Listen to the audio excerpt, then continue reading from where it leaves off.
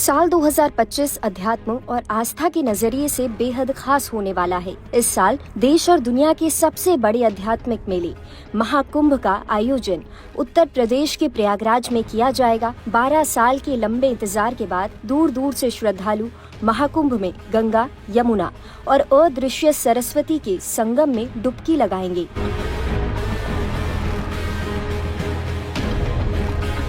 महाकुंभ 13 जनवरी से शुरू होकर 26 फरवरी तक चलेगा। महाकुंभ में स्नान का अपना महत्व होता है, लेकिन शाही स्नान की तो बात ही कुछ और है।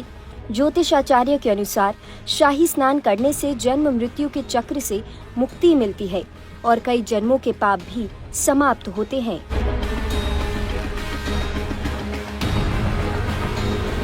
महाकुंभ में शाही स्नान बेहद खास होता है।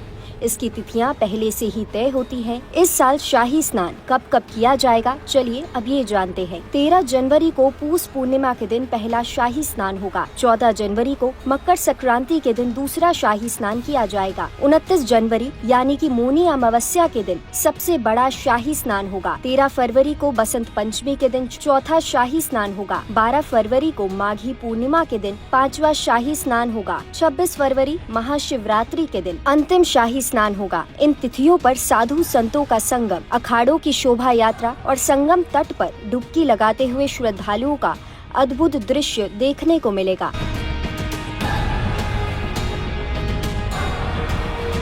इसी कड़ी में देवघर के प्रसिद्ध ज्योतिषाचार्य पंडित नंद किशोर मुदगल बताते हैं कि महाकुंभ में स्नान का महत्व अश्वमेघ यज्ञ के बराबर है। उन्होंने बताया कि शाही स्नान खास रूप से साधु संतों द्वारा किया जाता है, लेकिन तीर्थ यात्री भी उनके बाद स्नान कर सकते हैं। ये स्नान मोक्ष प्राप्ति का मार्ग खोलता है।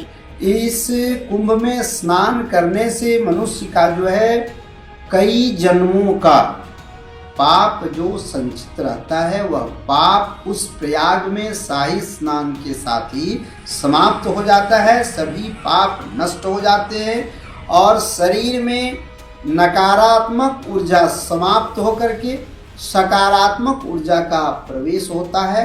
धर्म मार्ग, आध्यात्मिक मार्ग में रुचि होती है और आध्यात्मिक मार्ग भी प्रशस्त होते हैं।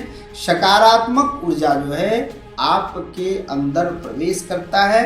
आपको अध्यात्म में मन लगेगा और आपके जितने भी जाने अनजाने में आपसे जो गलती हुई है, पाप हो गया है, उस पाप से मुक्ति प्रयागराज में स्नान, गंगा स्नान के साथ ही समाप्त हो जाता है। इसलिए मनुष्य को यह जो 12 वर्ष के इंतजार में जो कुंभ स्नान का समय आता है, उसमें निश्चित रूप से स्नान कर लेना चाहिए। महाकुंभ में सिर्फ भारत से ही नहीं बल्कि पूरी दुनिया से लोग आते हैं। श्रद्धालु, साधु संत और पर्यटक संगम तट पर इकट्ठा होकर इस भव्य मेले का हिस्सा बनते हैं।